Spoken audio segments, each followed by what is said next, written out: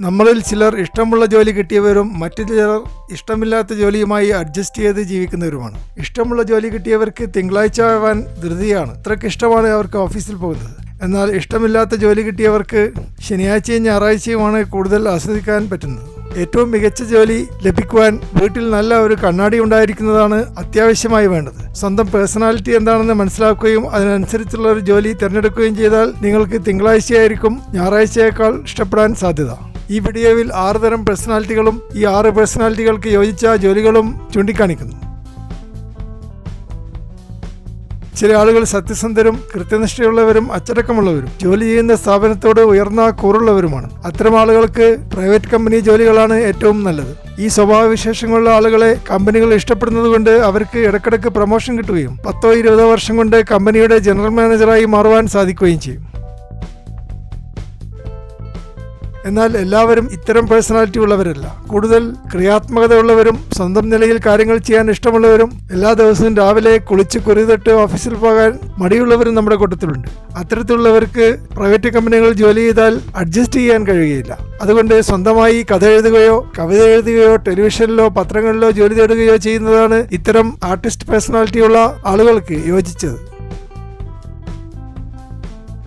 അതുപോലെ മൂന്നാമത്തെ പേഴ്സണാലിറ്റിയാണ് മറ്റുള്ളവർ പറയുന്നത് കേൾക്കാൻ താല്പര്യമില്ലാത്തവരും സ്വന്തം വ്യക്തിത്വത്തിൽ ഉയർന്ന ആത്മവിശ്വാസമുള്ളവരും എന്ന വിഭാഗം. ഇത്തരക്കാർക്ക് ഒരു കമ്പനിയിലും പിടിച്ചു നിൽക്കാൻ പറ്റുകയില്ല. മാസങ്ങൾക്കുള്ളിൽ ഡിസ്മിസൽ ഓർഡർ കയ്യിൽ കിട്ടുകയും ചെയ്യും. അതുകൊണ്ട് സ്വന്തമായി ഒരു കമ്പനി തുടങ്ങുകയും സ്വന്തം ആശയങ്ങൾ നടപ്പാക്കുകയും ചെയ്താൽ അധികം താമസിയാതെ നിങ്ങൾക്ക് സമ്പന്നനാകുവാനും സ്വന്തം രീതിയിൽ കാര്യങ്ങൾ ചെയ്യുവാനും മറ്റുള്ളവരെ കൊണ്ട് ചെയ്യിക്കുവാനും സാധിക്കും.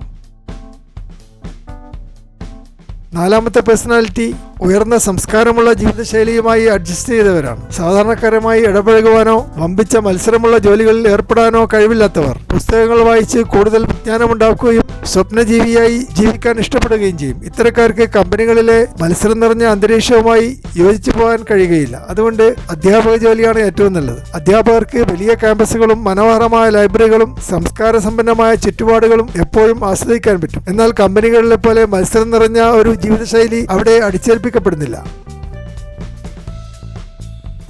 ഇനി അഞ്ചാമത്തെ പേഴ്സണാലിറ്റി മോഡേണായ വ്യക്തിത്വമുള്ള ആളുകളാണ്. കഠിനാധ്വാനം ചെയ്യാൻ തയ്യാറുണ്ടെങ്കിലും അതിനനുസരിച്ച് ഉയർന്ന ശമ്പളവും എയർ കണ്ടീഷനിങ്ങും ലിഫ്റ്റും ആധുനികമായ കമ്പ്യൂട്ടറുമുള്ള ഒരു ചുറ്റുപാടിൽ മാത്രമേ ജോലി ചെയ്യാൻ പറ്റുകയുള്ളൂ എന്ന നിലവാരമുള്ള ആളുകൾ നമ്മുടെ ഇടയിൽ ഇപ്പോൾ ധാരാളമുണ്ട്. അത്തരക്കാർക്ക് മൾട്ടിനാഷണൽ കമ്പനികളിൽ ജോലി ചെയ്താൽ എല്ലാ സൗകര്യങ്ങളും ലഭിക്കുകയും ചെയ്യും, ഉയർന്ന ശമ്പളവും കിട്ടും. കുറച്ച് കൂടുതൽ ജോലി ചെയ്യാൻ തയ്യാറാവണമെന്ന് മാത്രം. ഞായറാഴ്ചയിൽ മൊബൈൽ ഓഫാക്കാൻ ചില കമ്പനികൾ സമ്മതിക്കുമെങ്കിലും മറ്റു ചില കമ്പനികൾ സമ്മതിക്കണമെന്നില്ല.